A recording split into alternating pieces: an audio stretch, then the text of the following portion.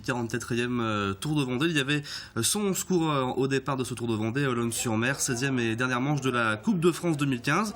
Ils sont partis en fin de matinée pour 201 km et l'échappée du jour, elle va se créer au 90e kilomètre avec 4 coureurs, dont Brian Nolot pour l'équipe Europcar, Romain Feuillu de Bretagne Séché Environnement, Guillaume Levarlet d'Aubert 93 et puis Jérémy Levaux de Roubaix-Lille Métropole.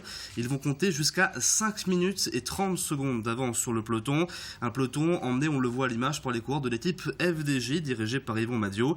Ce groupe de 4 va ensuite se transformer en groupe de 5 avec l'arrivée de Tim de Klerk, le coureur de l'équipe Top Sport Vlaanderen-Baloise.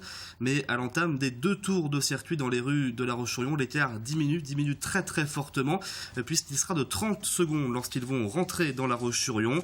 Et le peloton va rentrer avec une chute de Nasser Boigny au premier passage sur la ligne d'arrivée. Nasser Boigny qui a l'habitude cette saison de tomber régulièrement malheureusement sur les courses, on le voit également à l'image. Le peloton va rattraper les hommes de tête et c'est Guillaume Levarlet qui va tenter de partir tout seul à l'avant, mais il va se faire reprendre à 400 mètres de l'arrivée par Marco Marcato qui a déjà gagné le Tour de Vendée il y a quelques années, qui va essayer d'aller chercher une deuxième victoire sur les routes vendéennes, mais il va lui aussi être repris par le peloton malheureusement, et c'est Christophe Laporte de l'équipe Cofidis qui va s'imposer au terme d'un superbe sprint en haut de la rue du Général de Gaulle.